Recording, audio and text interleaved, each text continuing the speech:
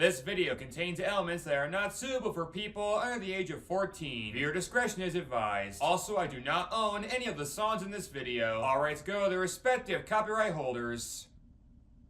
Previously on Ultranatic. This is a list of what I consider the top 20 best hit songs of 2022. I bite my tongue, it's a bad habit. Easy, help me, baby. Oh my God, I can't believe it. All this late night talking. I can feel for the boyfriend and him. At the body shop, doing something unholy. We don't talk about Bruno. And that's where I find a glimpse of a good day for flower shop. All I do is sit around and wait for a better day. Okay, alright, it's about damn time. Got it? Good. Back to the action. Mississippi 2, Mississippi 3. Number 10. So, remember how Ryan Tedder made my worst of list was work as the frontman for One Republic on a theme song for Top Gun 2? Well, guess what? He made my best of list too. Just as a producer this time. 1, 2, 3, 4. Need a boy who can cuddle with me all night. Give me one, let me long, be my sunlight. Before I go into how much I support this song on a progressive level, let me just praise the technicals. Ryan Tedder is listed as a producer on this killer freaking beat, alongside the producers for Move by 24K Golden featuring Ian Dior. I pray that song clicks for me one of these days. And just like Call Me By Your Name, this instrumental promises intimacy and a sexual experience from the very first note and delivers to the very last. That afro black boy with the gold teeth, the dark skin looking at me like you know me. It's fast, it's upbeat, but also vulnerable with the use of the acoustic guitar at the top of the track. And speaking of vulnerable, that adjective describes Montero's delivery on this song too. I want someone to love me.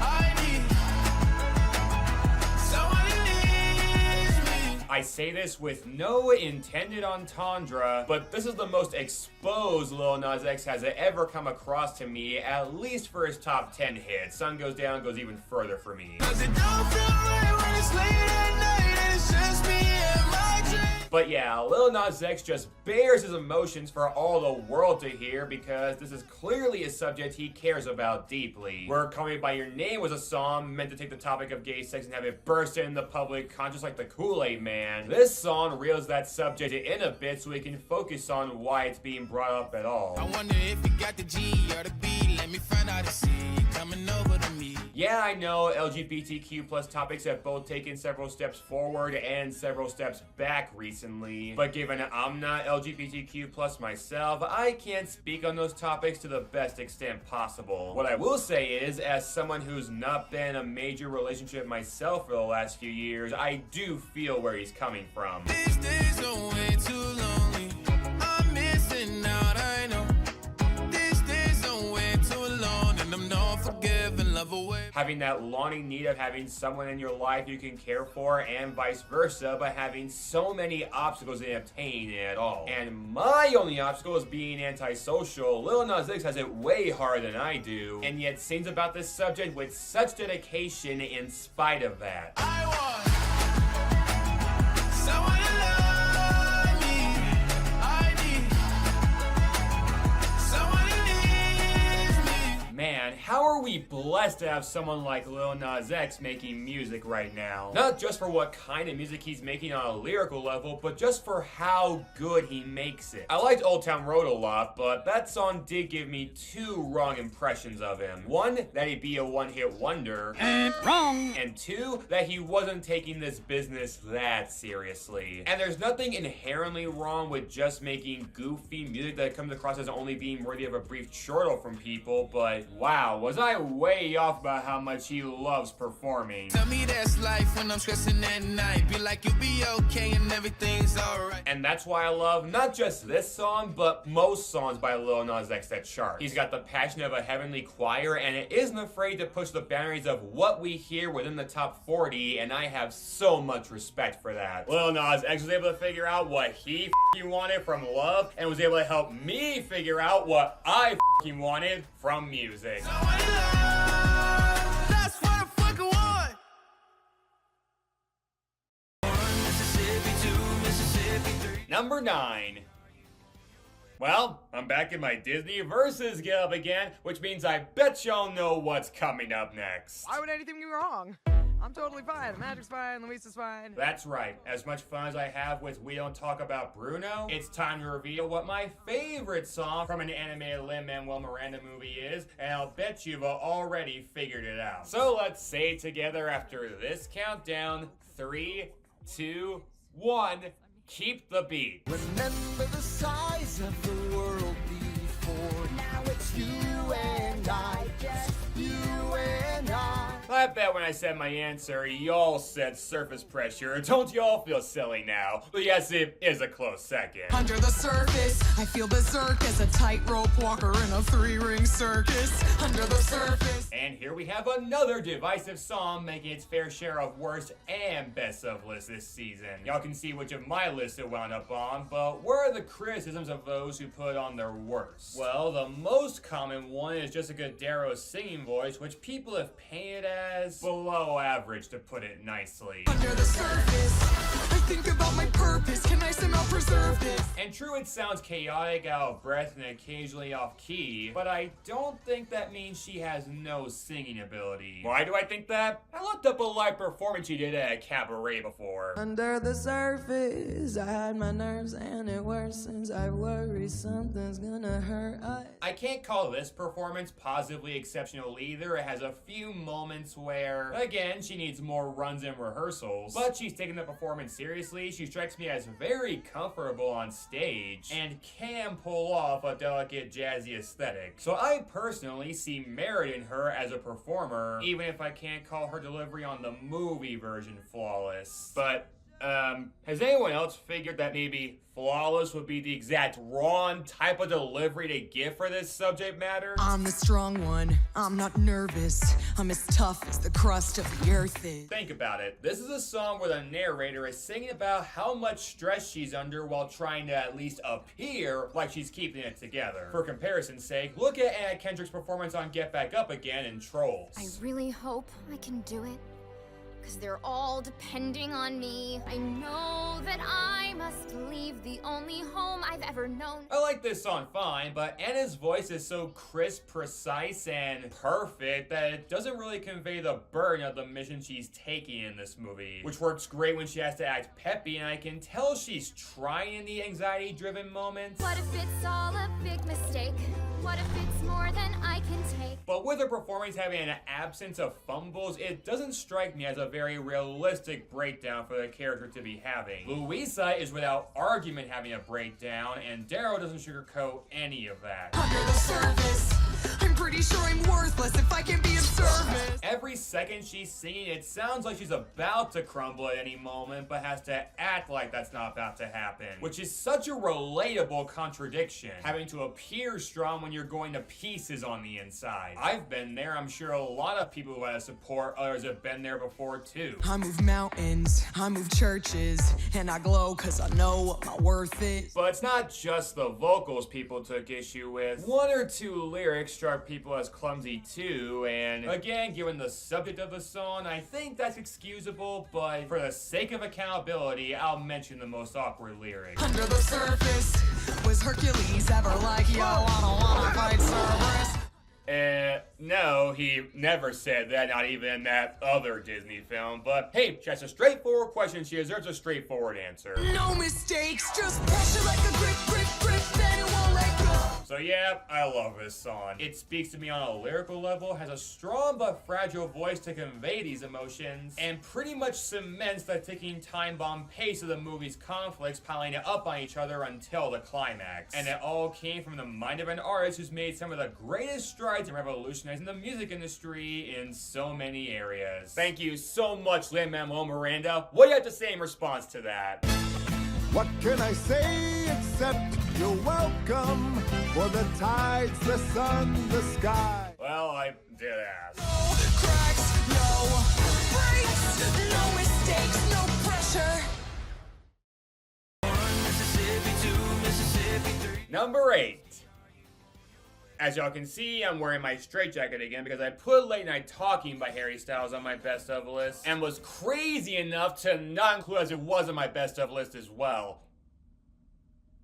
Huh, I guess I'm not that crazy after all.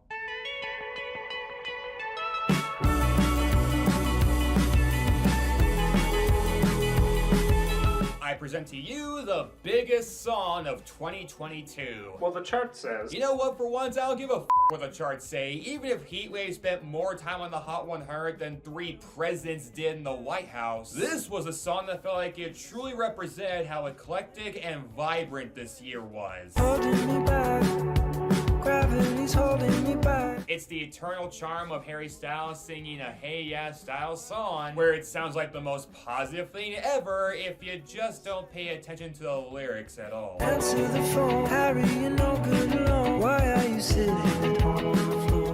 What kind of pills are you on? Yeah, this is Harry going through a rough patch in his relationship and trying to come to terms with things not reaching whatever peak it had been at previously. It's just love, you know it's not the same as it was. And man, does that resonate with me. No wonder this song has so many nostalgic inspirations. It's imparting a feeling most of us have for simpler, more delightful times, even outside the context of a relationship. We're all wishing we could go back to a year like 2015, for goodness sake, and that year had a devastating migrant crisis in the news, which hasn't exactly improved since those headlines came out. Wow, that was a downer thing for me to remind y'all about. Back to Star Fox.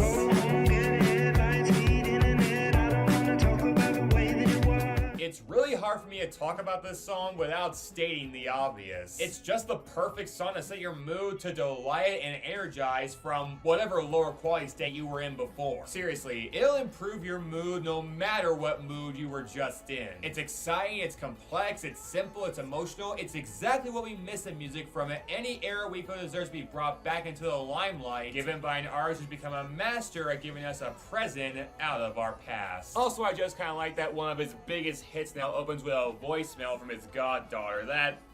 That's just precious.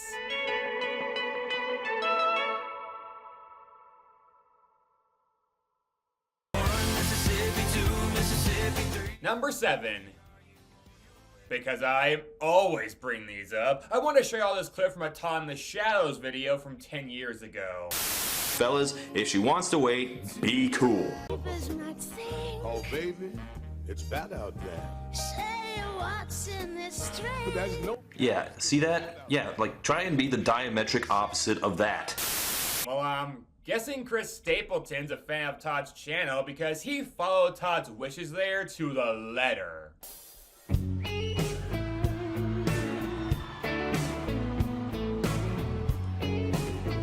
Okay, I'm joking about that, though this song did make Todd's best list too, so clearly this isn't not what he was asking for. But I imagine many people would be asking for a song like this. As the lyrics focus on Chris singing towards a fling he keeps getting tangled with, despite both of them knowing it won't go well for them in the end. I know you, and you know me, and we both know where this is gonna lead. Have I mentioned how much I love Stapleton singing in general? I feel his voice is to country music what Anthony Kiedis' voice is to rock music. Getting born in the state of Mississippi, Papa was a copper and Mama was a hippie. They're both so silky and refined that it should feel like a sellout for the genre, but instead equals out to a pleasant palate cleanser within that genre. And they still sell their personas within said genre, just sounding a touch more pristine. You want me to say that I want you to stay, so you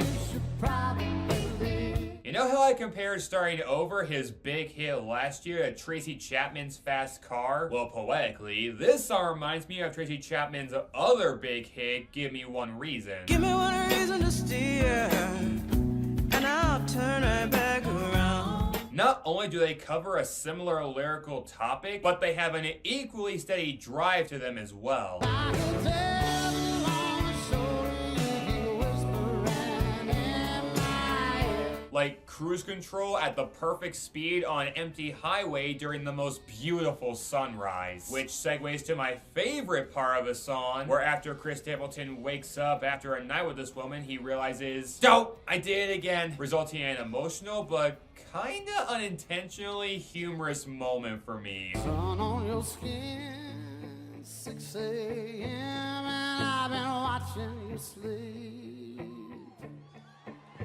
And honey, I'm so afraid you're gonna wake up and say that you should probably leave. I'm sorry, I chuckle at just how much this guy foretold what was going to happen, and it came true without the slightest deviation. But he did anyway because it was just human nature. I probably shouldn't laugh at that, but I think everyone's capable of that. Giving into our worst impulses just because we're freaking human. Why not just enjoy the people we're with, even if they're not the best for us? I approved of Adele doing this, and I approve of Chris doing this. The only reason Chris is higher is that this song feels more timeless than Oh My God, and as much as he predicted how things would end between him and his SO, I predict his music will stick with me for decades to come. Chris says at the end of this he should probably leave.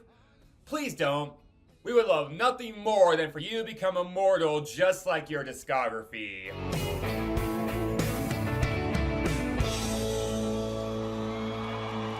Thank you.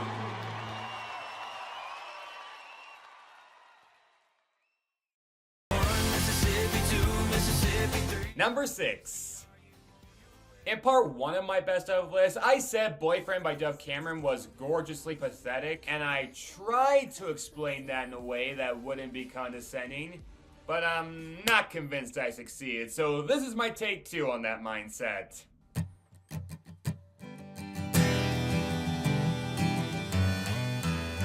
Oh, I love this song for reasons beyond what I just said, but they do kind of circle back to that. It'll be fine by dusk cloud, I'm telling you, baby.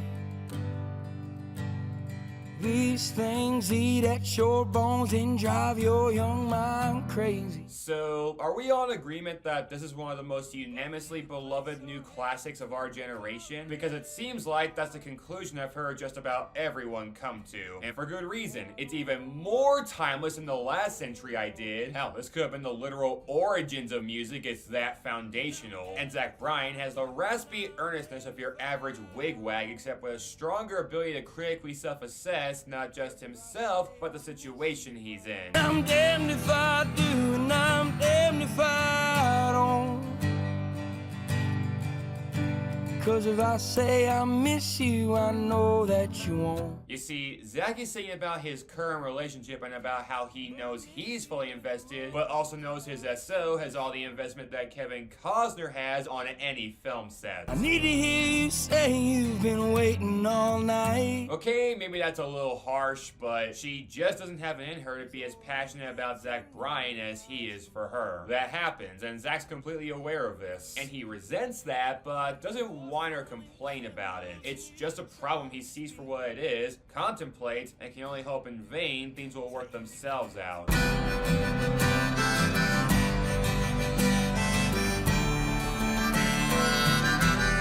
I don't know how long it's been since I've heard a harmonica on a year-end hit, maybe Blues Traveler, though I could be wrong. But that instrument needs to be more prevalent on the Hot 100, especially in songs like this. I'm pretty sure that instrument is heavily connotated with jailhouses, and yeah, this is definitely a song someone could have crafted in a cell and sing. If you leave today, I'll just stare out the way. The the orange touches all things around. It's got this emptiness and raw factor you can only hear from someone stuck in a jam, and it naturally propelled Zach to be a household name. Take me back to us dancing this wood used to creep. But again, I feel because he wants things to go back to how they were before, which is just not going to happen, that's the gorgeously pathetic part. And to anyone wondering, oh, is it pathetic because it just can't happen? Oh, it could, it's just not realistic. But it's an instinct that most humans share, wanting things that won't get better to get better by some freaking miracle. But I miss you in the mornings when I see the sun. Something in the orange tells me we're not done. I haven't had a long, meaningful relationship like Zach has, but I've been in a similar mindscape to that. Just begging, praying even for things to improve somehow so that you're happy and the people around you are too, but it just won't happen and you have to live with that. Zach does not shy away from that, making the song and the feeling more identifiable. I poison myself again. Something in the orange tells me you're never coming home. That's why I love gorgeously pathetic songs, because I'm pathetic too in some regards. I don't mean that in a self-loathing way. I review told drama in my spare time. The writing's on the wall for me. But I love what I do. Reviewing that show and reviewing music like this touches something deep inside me I never even considered about myself. And when a song teaches things about you that you weren't even aware of, that's the sign of a song that will never stop speaking to you no matter what life throws at you in response. Zach Bryan may not know where he's supposed to go, but I do. Back on the charts ASAP. Please turn those headlights around. Please turn those headlights around.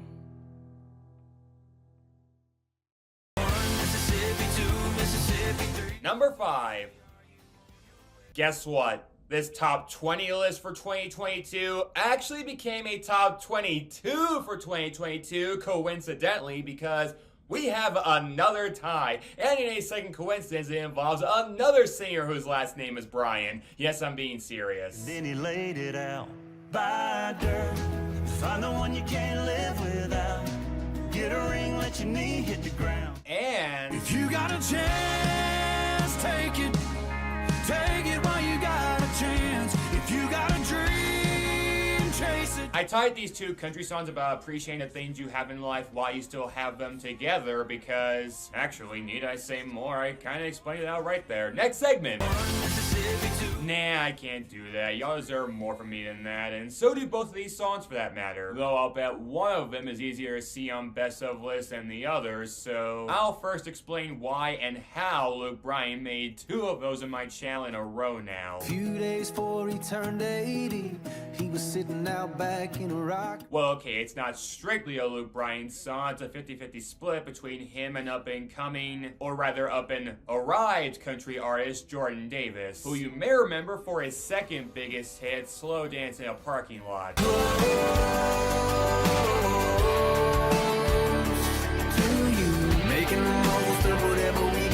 Yeah, this song probably falls under boyfriend country itself, but unlike your Take My Names and Glad You Exist, where getting the girl is the goal, end of sentence, Jordan gives me the impression he wants these moments with this woman to actually mean something for him. Not just in his loins, but in his heart. I can respect a guy like that, as well as his intentions on this song, even if the title and bassline sentiment are laughably old school. Buy dirt, find the one you can't live without.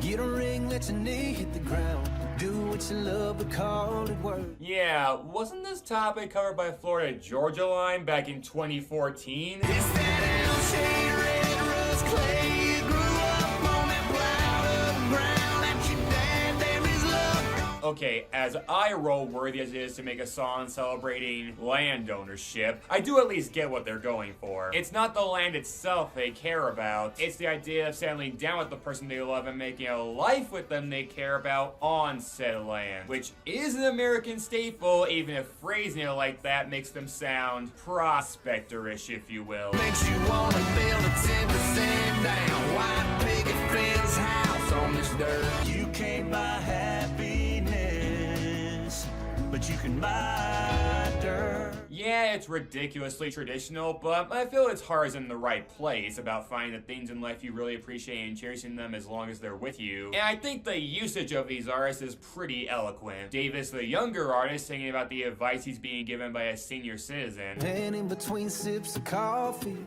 he poured this wisdom out. Said, if you want my 2 cents on making a dollar count. And Brian, a guy in his mid-40s, giving a sign-off on that advice because, while not as old as the man Davis was talking to, is still experienced enough in life to have had a lesson like this really sink in. Before you get caught on that ladder, let me tell you what it's all about. Find you a few things that matter that you can put a fence around. That's an impressively cohesive execution between these artists. And yeah, Luke Bryan still has that corny gauche sounding drawl that makes you want to vomit up a rainbow, but I feel there's a place for that when it's entirely sincere and not just winking at the camera. Though if you want that song with a more straightforward delivery, then Cody Johnson's got you more than covered. You can tell your old man you'll do some largemouth fishing another time. Admittedly, this song has fewer twists and turns in the narrative than Buy Dirt, but I can appreciate directness if the moral is important enough, and y'all, this is basically Time in a Bottle with more exuberant production. There never seems to be enough time to do the things you want to do once you find them. Yeah, this song got some of my highest praises when I went over in 1974, as I found it simple and poignant to the point of perfection, and this is equally simple and, well, less poignant and more forthright, but so what? I'll take the same 5-star meal with different cooking techniques if they're pulled off correctly, and that is definitely the case with Till You Can't. If you're gonna love somebody, hold them as long and as strong and as close as you can, till you can.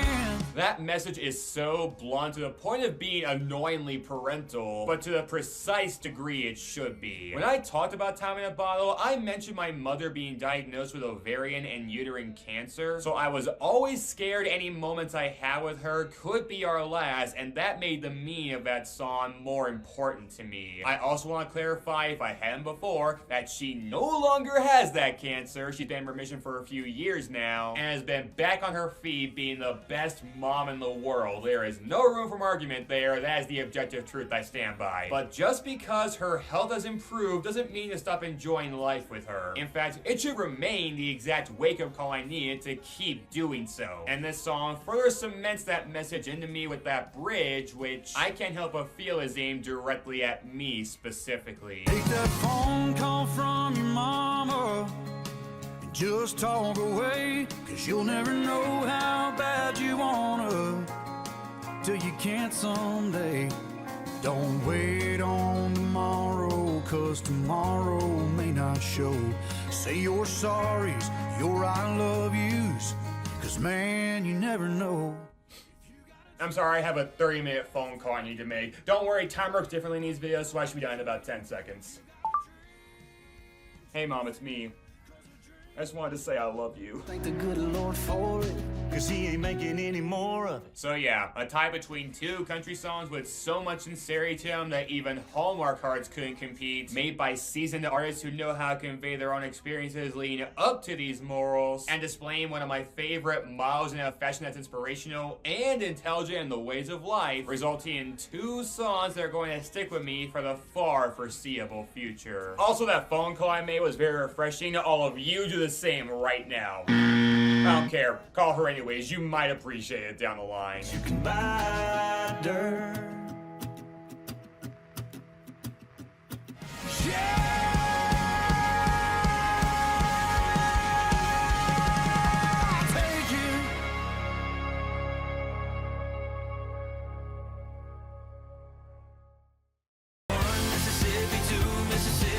Number 4. A decent number of songs on this best of list, as well as the year-end list in general, were covered during a 2021 list season by other music critics. And yes, they deserve to be talked about in said list as they were hits. The only reason I didn't cover them is because the rules I follow for these retrospectives are horribly restrictive. But seeing these songs have so much buzz back then and then make an official Billboard year-end list a year later is something I appreciate, as it almost serves as an unintentional trailer killer for the pop music of next year. And yeah, I should have known I'd love the music of 2022 when one of the songs for that year's trailer was by this juggernaut. My dread's too thick and that's alright. Hold on, wait, I'm in there. Feel my heart's intention. Hold on, wait, I'm in there. I've decided that anything named Willow is guaranteed awesome. Who's gonna argue with me on that one?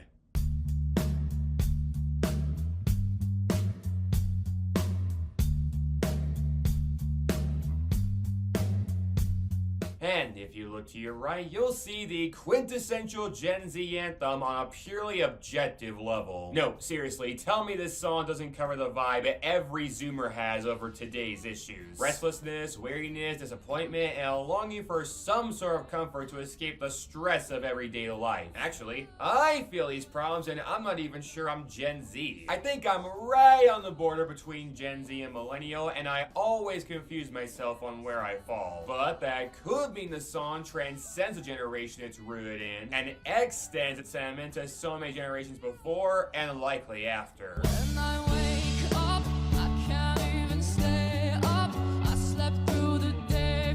You know, I jumped so quickly into what this song's ambience really stands for that I kinda skipped over its structure. Because while I consider it obvious what generation this song is reaching out to, I feel the further up this list I go, the more perennial these songs sound. Meet me at a spot. Caught a vibe. Baby, are you coming for the ride? Its genre is listed as alternative rock, which I know is accurate, but that's a genre I mostly associate with the 90s, and yet this feels like it could have been made anywhere between then and the 70s when that style was still being formed. We catch a vibe. Maybe we get into more of a vibe. Hypnotized by the lights. Man, this must be the light.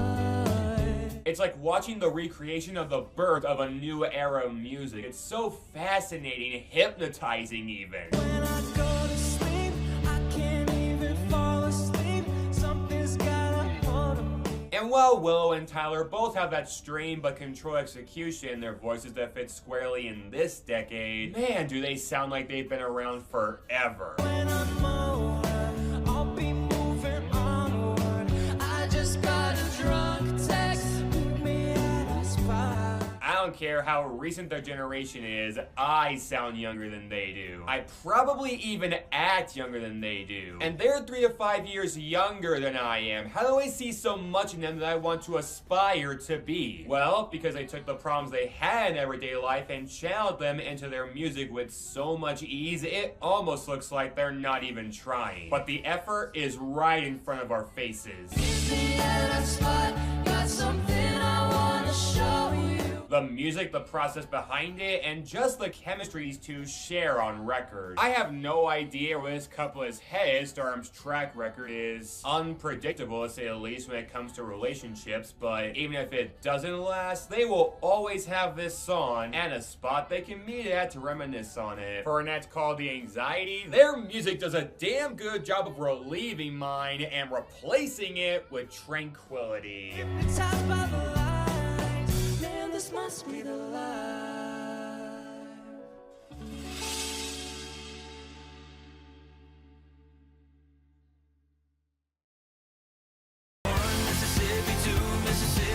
Number 3.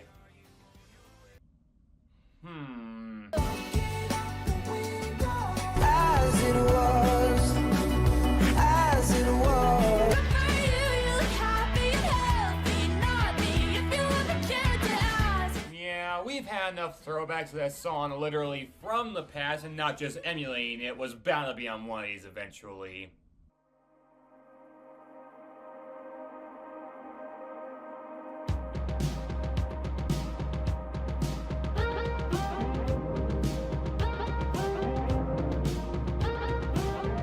Nothing from my rules says this can't be included, so you're darn right I'm praising one of the greatest songs of all time. Not even just the 80s, any decade and every decade. It doesn't hurt me. Yeah, yeah. Do you wanna feel how I feel? I feel like everything I praised about Lights by Ellie Goulding can be copy and pasted here. This song just doesn't have a freaking blemish on it anywhere. Kate Bush's singing is haunting but human. The music has this steady build-up without having a huge payoff, which should be a detriment, but actually just has me begging for more, which is always a good sign. And then you have the lyrics, which... Okay, before I dive into them, I have to bring up Stranger Things, since this song being on this year-end list at all is all because of that show. Spoilers ahead, by the way, go to this timestamp if you don't want to hear them. They can't help you, Max.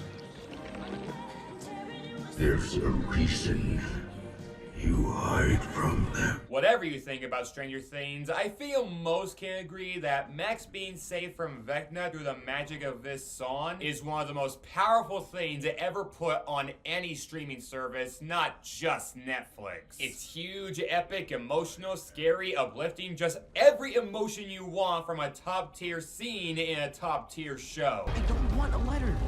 We're right here.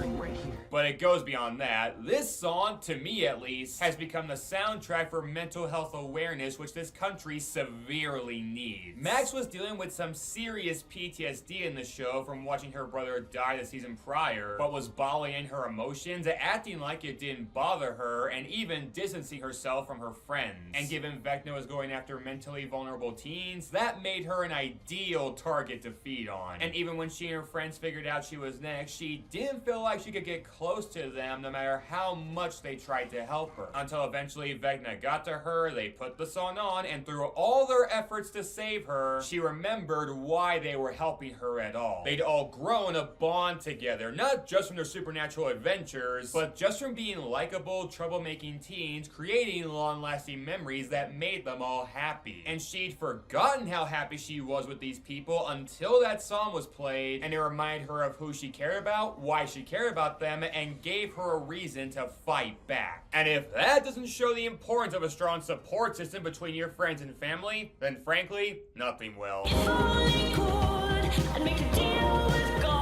I have no idea if Kate Bush intended for this song to be interpreted that way, but I am elated said interpretation exists at all. And there is a possibility the song was a lean in that direction, as she sings about the tough process of her and her partner talking through their problems and needing to listen and understand them. You don't wanna hurt me, yeah, yeah.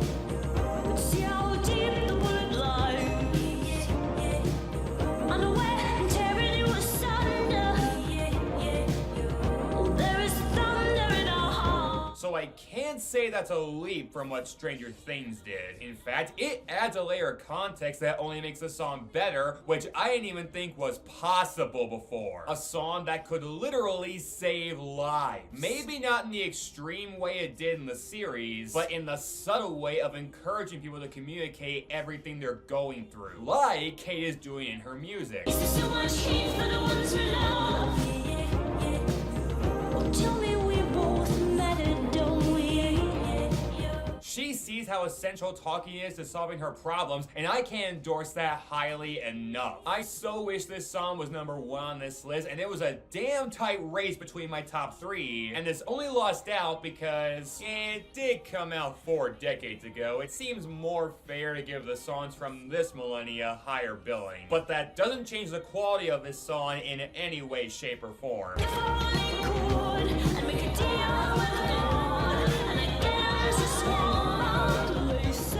It's ethereal, encapsulating, enlightening, and exceptional to the greatest degree I could possibly imagine, and I am so thankful I had any opportunity to talk about it on this channel ever. For all of Kate Bush's talk of running up the hill, her biggest hit making this list was no uphill battle in my book.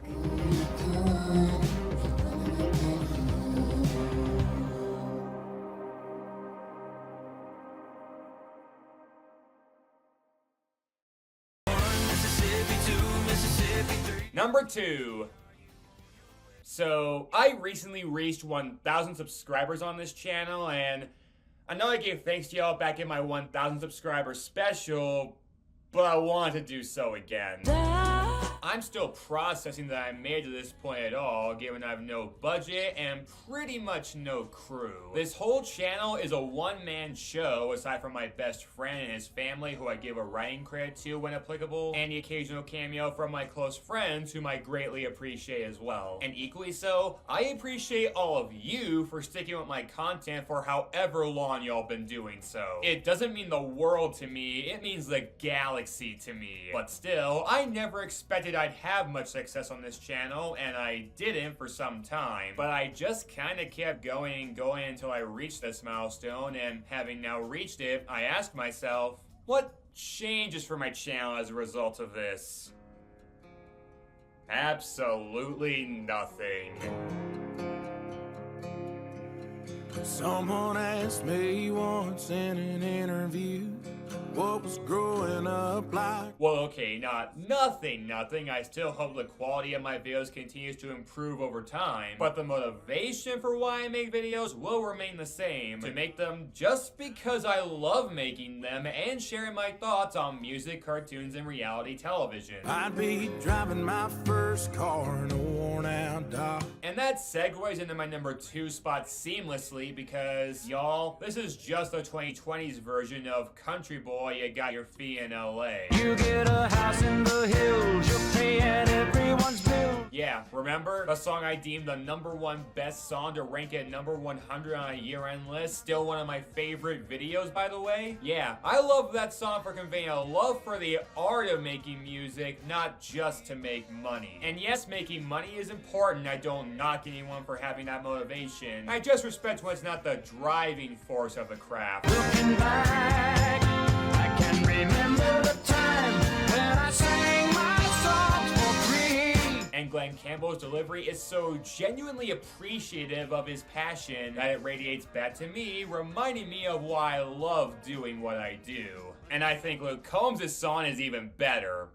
I didn't know that was possible either. I'd still be the same guy they knew back in the day, who was burning CDs just to give away. I can't say I'm shocked Luke made a song this freaking good to me. He's been a great country artist for a few years now. But to make something so good that I feel it surpasses the talents of the Rhinestone Cowboy, he really accomplished that? In my opinion, yes, he did. I do still love Glenn's message of resenting the hustle and bustle of stardom and reminiscing on how he was doing before this and how much joy it brought him. But Luke's song carries the same message while omitting any negative. I have a Friday night crowd in the palm of my hand, cup of brown liquor, couple buddies in a band, singing them same damn songs like I am now. Luke doesn't seem irritated at how things are now, at least not here. But the entire focus is just the positives of before, which he clearly still prefers, even if his life were hunky-dory. And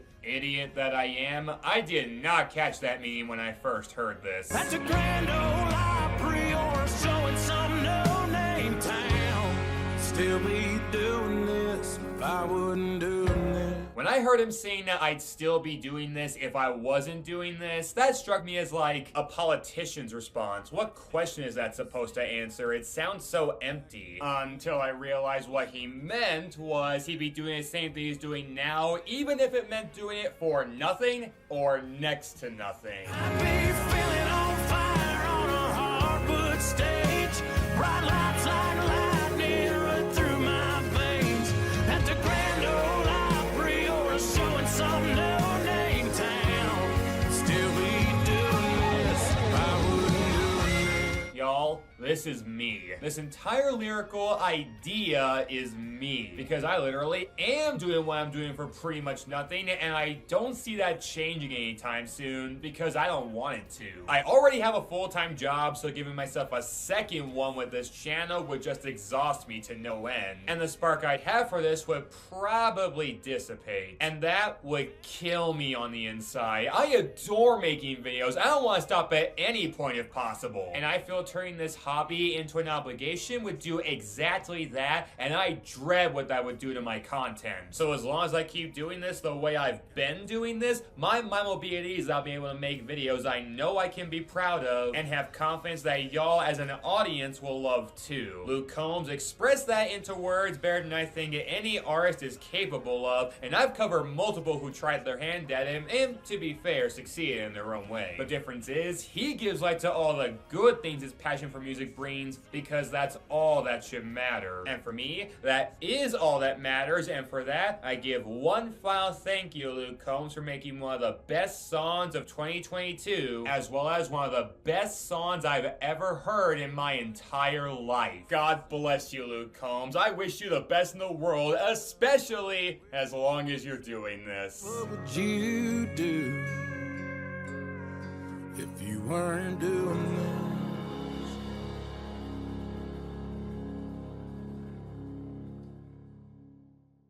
And before we get to number 1, I still can't believe I found another song on this list I liked better than that. Let's look at a few very honorable mentions. I can lick it, I can ride it while you slip it and slide it. Y'all, I think I made it clear that I enjoy Anaconda quite a bit. I've got some explaining to do when I get to 2014. And this is literally that same song, except it reached number 1 and the shock value was toned down about 20%. That last part isn't directly Nicki's fault, but it barely changed my opinion on this song even with that. You won't break my soul. You won't break my soul. Finally, a song with wiggle in the lyrics that doesn't outright suck. That shouldn't be my biggest takeaway from this, but hey, someone did, and of course it was gonna be Beyonce. I should have seen this coming.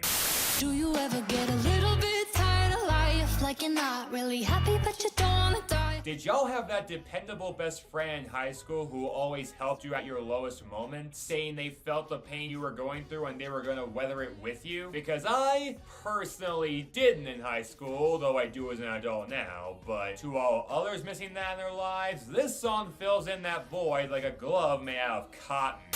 This bitch got me paying her rent, paying for trips, diamonds on her neck, diamonds on her wrist. I announced a remake of my 2010 hot takes as an actual ranking for my 1500 subscribers special, and I do plan to eventually do the same with my other hot take videos, including 1974. And this song reminds me of how the majority of music sounded back then, and I liked it more than its reputation would have had me think. It was bright, twinkly, but also really cozy like a winter evening by the fireplace. I do miss music this naturally relaxing, and I look forward to re-listening to those songs in the future. Well, most of them anyway. Stupid boy making me so sad. Didn't think you could change this fast. I stand by what I said about You Broke Me First not being that bad, but this is obviously an improvement from even that. In fact, it's basically good in the same way Boyfriend was to me, but I do admire that song's production more for being less conventional. This is still a bop though, and I won't deprive the song of that.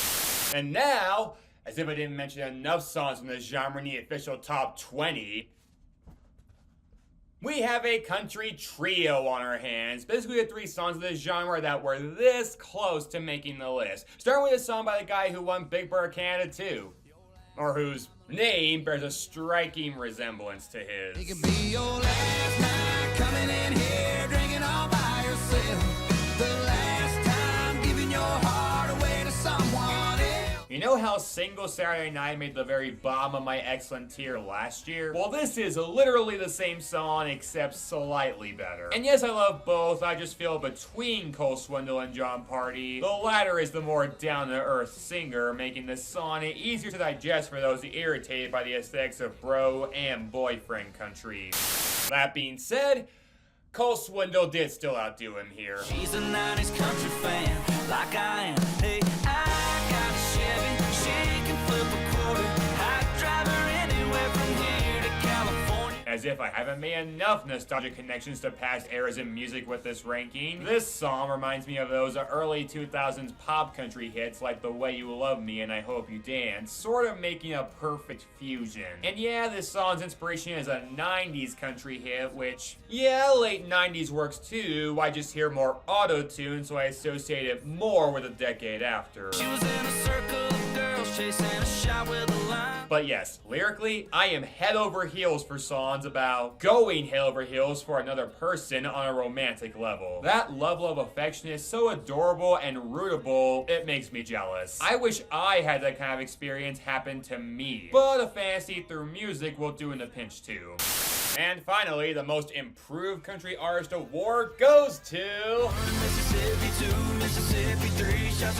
I may not have said it, but I'm not a big fan of Kane Brown for whatever reason. His singles just often don't do anything for me or branch off into weird experiments that he isn't able to pull off. But this is the Kane Brown song I always knew he was capable of. And it's fine. You like this bourbon honey proof. He sounds like he's actually laid back, putting less pressure on sounding serious and just enjoying himself for a change. And it's believable. And combined with some of the best country party music this year, he finally gave me a song that won me over. But oh, you want really won me over? Check out my unofficial number 21, which blindsided me big time.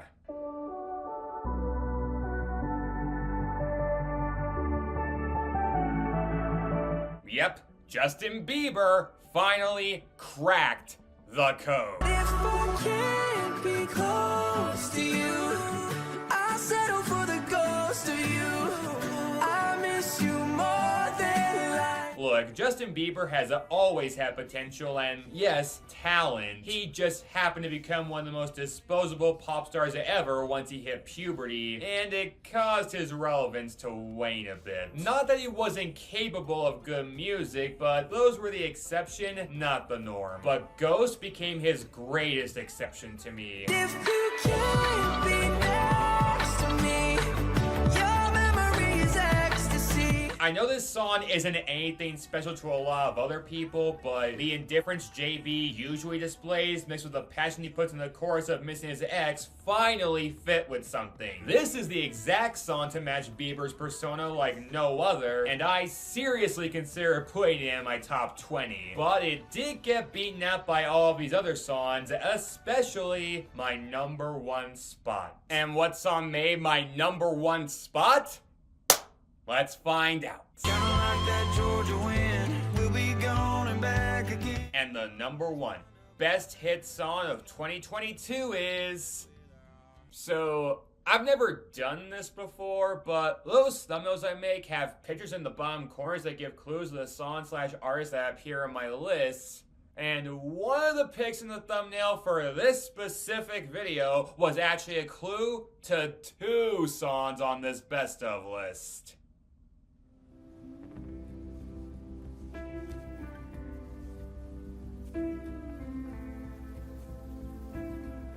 Yep, Sadie Sink was the gold standard for music this past year. There we are again on that little town street. She did it. She finally freaking did it. Taylor Swift made the top of one of my best of lists, and I could not be happier about that. And look at the competition she was up against. Steve Lacy, Adele, Lizzo, Lil Nas X, Kate Bush. She beat all of them out for my number 1 spot, and she freaking earned it. Your sweet disposition and my wide-eyed gaze. This may be the single best number 1 hit I've heard in my entire life outside of Everybody Wants to Rule the World by Tears for Fears, and that's it. That's how good I find this song, which is surprising since it's an elongated remix of an older song by Taylor that, I'm just gonna say it, I don't think was all that good. And I know it's long gone and that magic's not here no more. I mean, it's not bad. I'd grade it a 5, maybe 6 out of 10.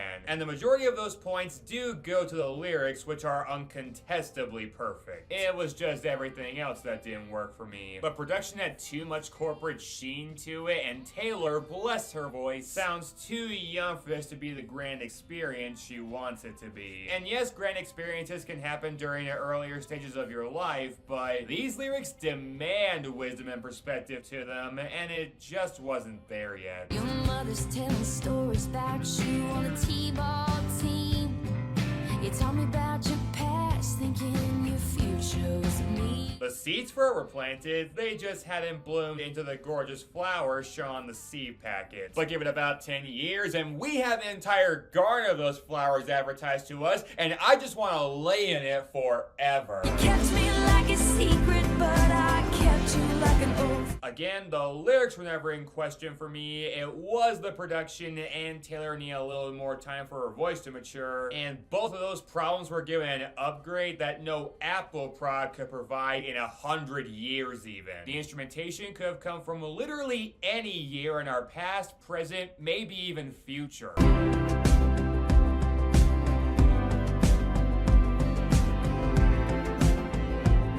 If you threw this song into any time period, no one would be shocked by how it sounds. It truly blends in anywhen. And Taylor's singing has gained the maturity to make this peak levels of captivating. Maybe I asked for too much, but maybe this thing was a masterpiece till you tore it all up. Nothing about this needs to be changed. It truly did become perfect to the point of giving Mary Poppins envy, making this song probably the best remake of anything ever made, a task I've been begging for anyone to accomplish, and naturally, she did it. And given her songwriting on this, I shouldn't be surprised she did so. And you were tossing me the car keys, but the patriarchy, keychain on the ground. To make a top 10 best lyrics segment to this song would not do it justice. Hell, to make a top 30 wouldn't even suffice. There are just too many eloquent lyrics in this song. And you call me up again just to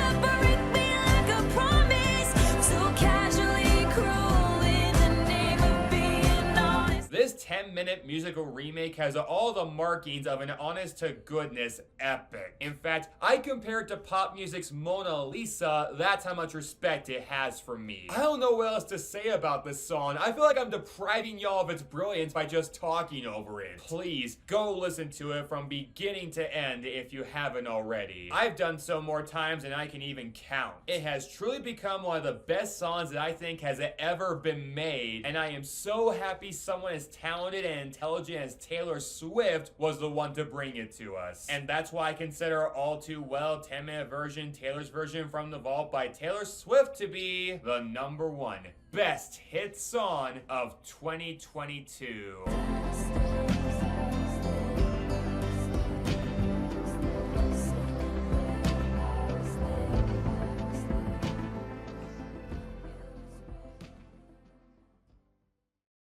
And that was my top 20 best hit songs of 2022. I hope y'all enjoyed it. I know I did. And I hope I justified this year as being one of the best I've ever heard in my entire life.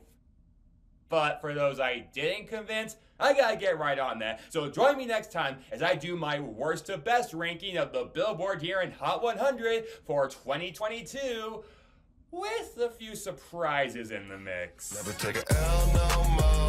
Never take a damn thing slow. I'm just a long-haired son of a sinner. F-R-E-E, fuck nigga free. That mean I ain't gotta worry about no fuck nigga cheat. Turn me on like a light switch when you're moving your body around and around. Turn that radio, but the static was heavy. But make out any words, gonna take it to the levee. Man, talk about setting my heart on fire. Damn straight.